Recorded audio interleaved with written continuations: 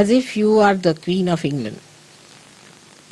Even that could be even more than that, because she's not even allowed to choose her dress. Parliament has to decide.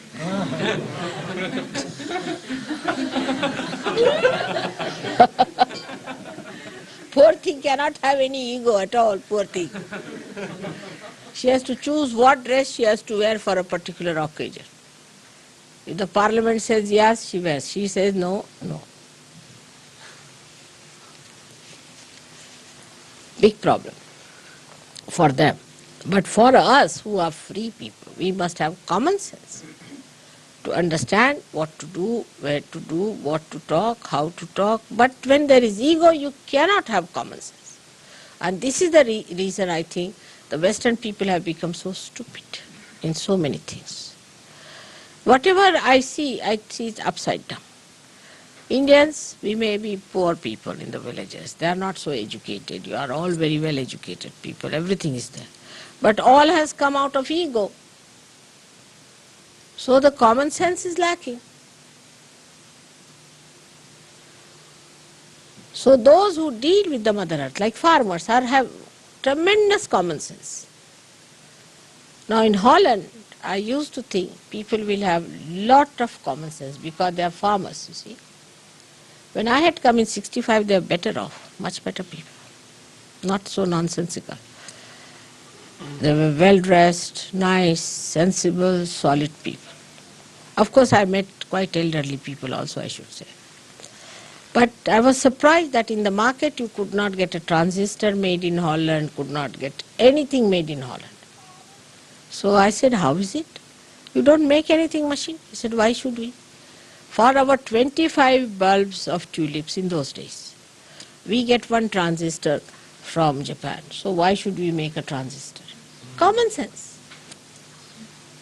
We sent from here 25 bulbs, and they had fields and fields of all kinds of tulips all over, when I came here.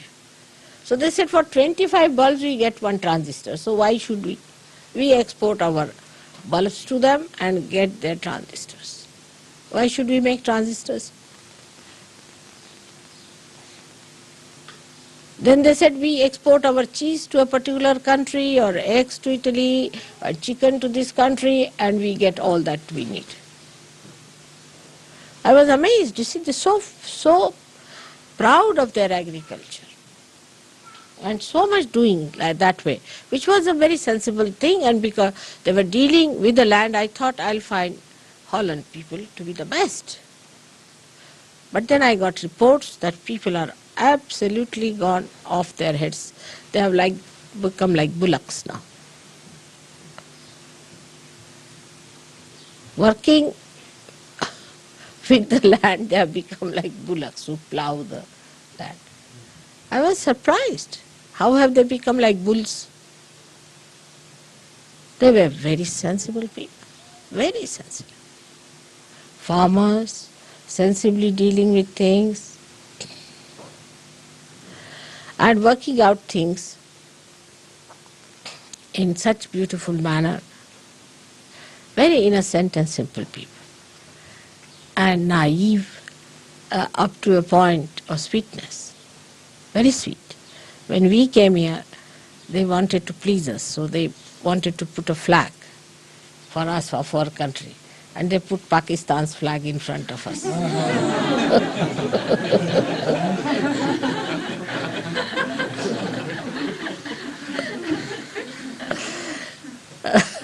So I was very happy to see that. And they were talking vegetarianism, but when we came, my daughter had suddenly become vegetarian because she had developed a funny nausea in the ship, you see. So she was not eating any meat or anything. So she said, I am vegetarian. So they said, all right, then will you have chicken? They were that simple, very simple people. And now they're talking about vegetarianism. I'm surprised in 65 and 85 only in these 20 years, how much they are changed. Very nice. And They were not busy doing all these exercises and reducing weight or increasing weight and jogging on the road. Just now, yesterday I was walking, everybody was jogging like mad. Very sensible.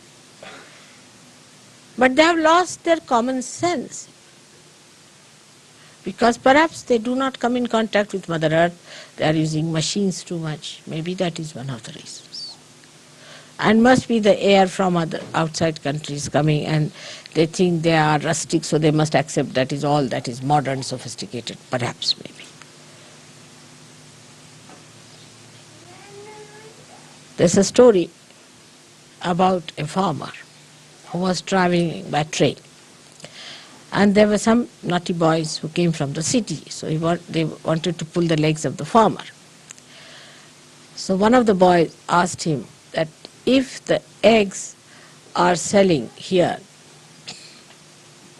in this station for 20p and in the next station the chicken is selling for £1, what is my age? Just to tease him. So immediately the fellow says, you must be 22. He said, how do you know exactly I'm 22? He said, because my brother who is full mad is 44.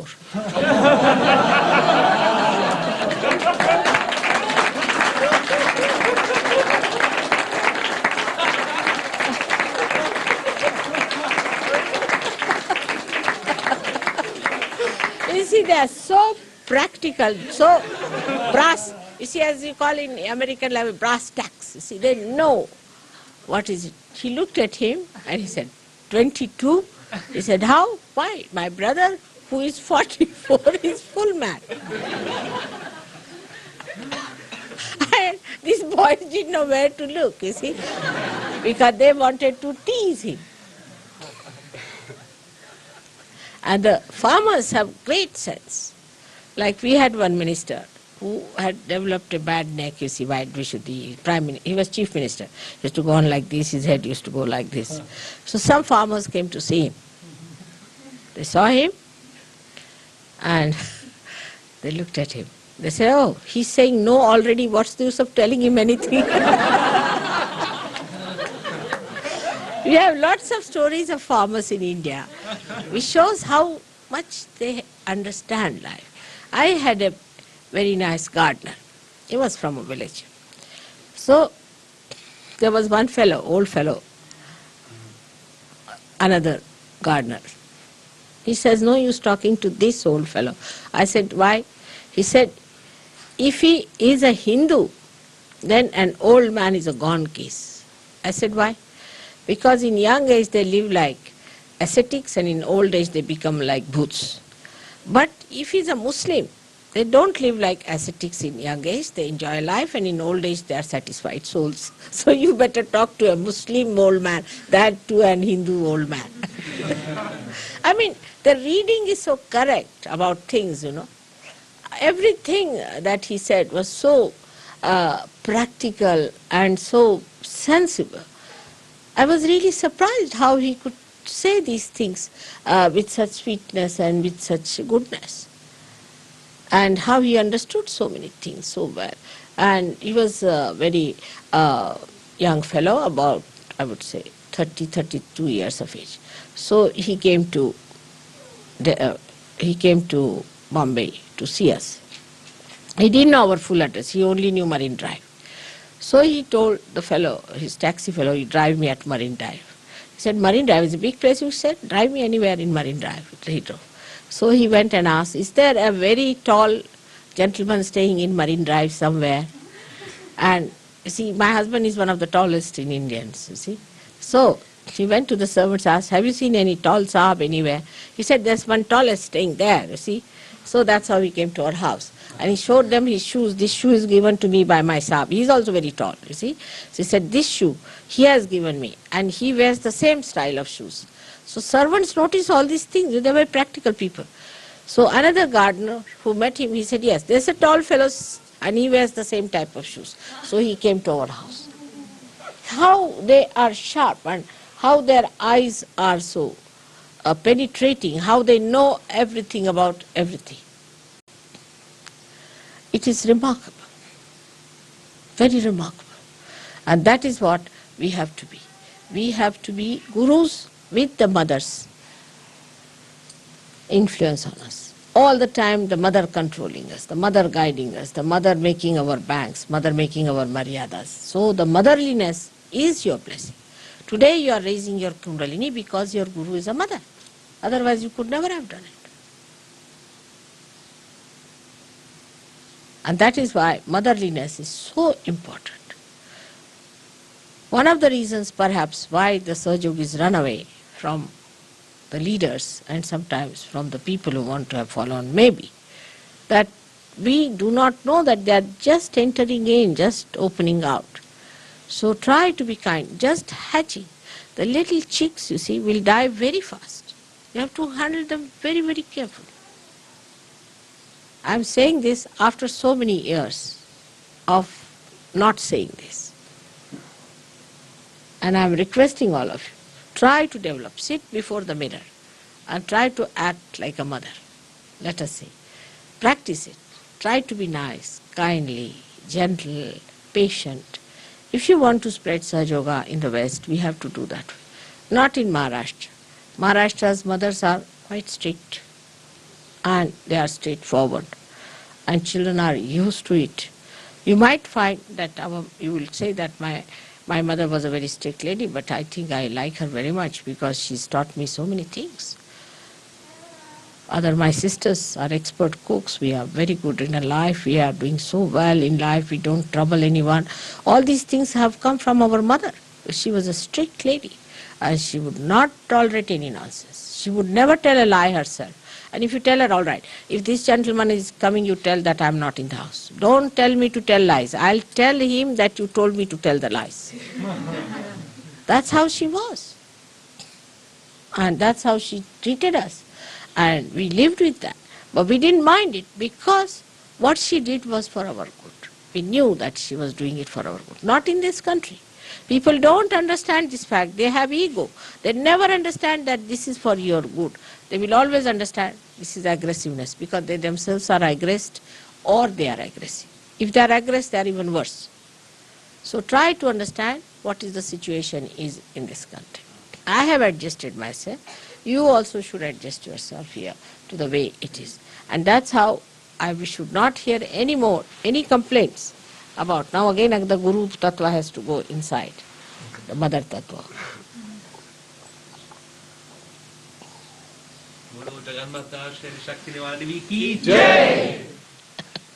So next time I will not have any complaints, but they should all say, oh Mother, what a nice man, he's so kind, he's so gentle, so very sweet. It doesn't take at all anything to be done.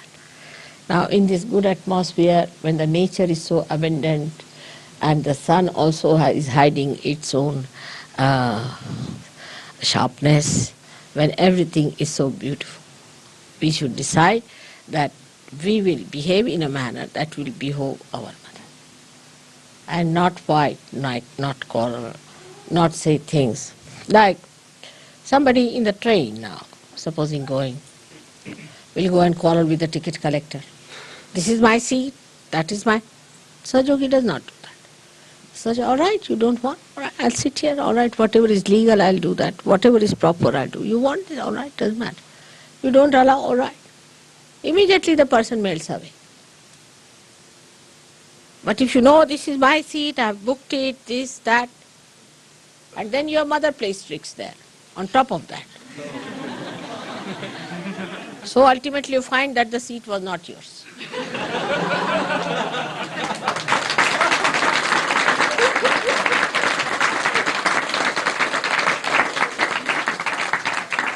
And you feel very upset about it.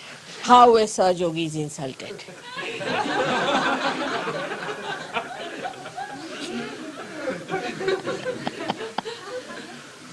So that is how it is going to work out in this beautiful manner if we understand the beauty of sweetness and beauty of your Mother Earth, how she beautifully creates everything. And even she's so sweet, I tell you, that if you are sleeping under a coconut tree, can you imagine now? A coconut is so big, if it falls on anybody's head, finished. Stomach also, terrible. It can break your bone. But it will never fall on any human being or any animal. Can you believe it? It's a fact. That is Tambara Pragya. That's the quality of the Mother Earth. It never falls on any human being or animal. How does she manage that? And you have seen how the flowers also fall gently. You never see the flowers growing. How the mother does that? Otherwise we'll have problem, you see. Suddenly you see a flower, tuk, tuk, tuk, tuk, tuk.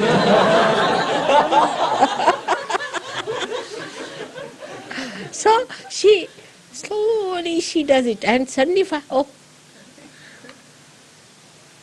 she makes the leaves so beautifully arranged that they all get the sun. How she manages? Then she creates a beautiful shade for you. The color scheme, everything so beautiful. And then how she nourishes? That because all the leaves drop down and they give nitrogen again to the Mother Earth. And then she again nourishes them up. But the leaves have to fall down if the sun has to come to the Mother Earth. It's all her doing. But she does it so beautifully that we are not even aware of what she is doing to us. We don't know. If you notice it, one thing about the Mother Earth's beauty that she creates and how sweetly she does it. You will say that even 1/1000th of that if we have, we could be somewhere already ruling in the kingdom of heaven. This is what it is. So, as you have got your Kundalini, you must develop that sweetness within you in such a manner that people see you and think that you are great mothers. But as you know, in the West, the mothers are so horrible. The women are so dominating that people do not have a proper image of a mother also. Women are extremely dominating. Women must learn to dominate. It's so easy. A bull can dominate anybody. But can they be like Mother Earth, which can bear up all kinds of troubles, all kinds of problems? Can we do that way? Especially that's why I request women of this country to develop those beautiful qualities and not of domination. Domination, it doesn't behove a woman. It doesn't look nice on her. It's like a bull she's wearing as a diamond piece around her neck. It's not beautifying. So we must give up that idea of dominating or trying to oppress the husband. He says something, we say no. To children we say no. To everyone we try to dominate. That's not our character. Even I think Roosevelt once said that, of course he must have met real Indian women, that an Indian woman, she is like a magnolia in an Indian forest. Of course here the magnolias are useless, but in Indian forest, even one flower in the forest, it is hidden, you can't see it. But you can smell it. The whole forest is fragrant. You can't see it anywhere. It's in one flower. You can know this magnolia. And this is the greatest quality, because love is the most attractive thing in this world. Why do you hang around me?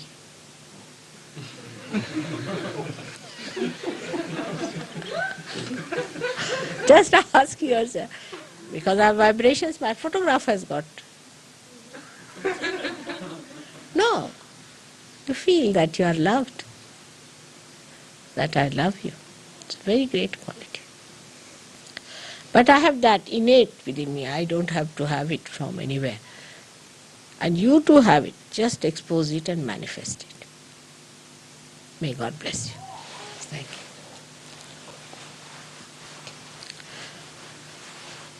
So today we should do actually the pujan of the Bhumi would be better idea. We'll do the Ganesha's pujan and then you worship me as the Mother Earth, as the Ratambhara Pragya, which we have not done so far, being the Holy Land.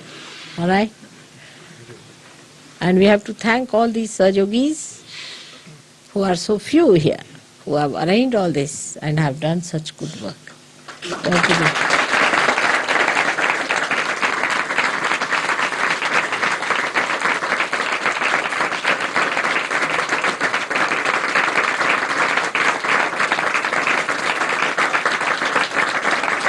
We are thanking you. We are thanking Patricia and we are thanking these girls, Dominics, and we are thanking these two and we are thanking this gentleman. We are thanking you people. All right?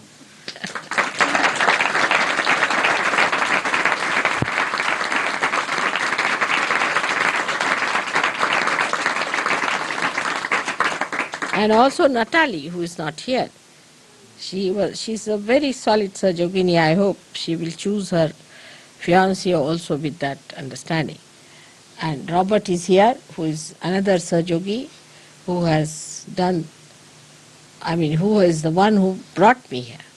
Now, of course, he has some problems. He had some problems which are to be cured, which can be cured, and everything can be done very well. All of you have to work hard because if you people have problems, other people won't accept you. So try to be aware of yourself, that's all.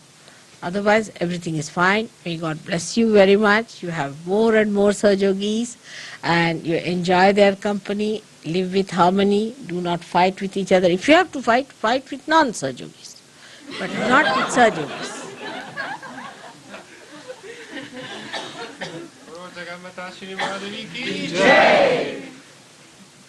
Now, so first thing should be to wash my feet, which they can wash. Somebody should read and somebody should do the job. So now you can come and help them. And now you can start reading the Ganesha, this thing. Now, I would like to know what things you have got for your puja, because I would like to give you the things you don't have. All right.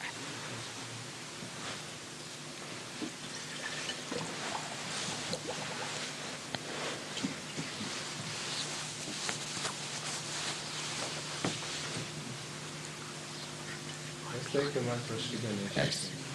Two of you should come. Come now. You come. Two each.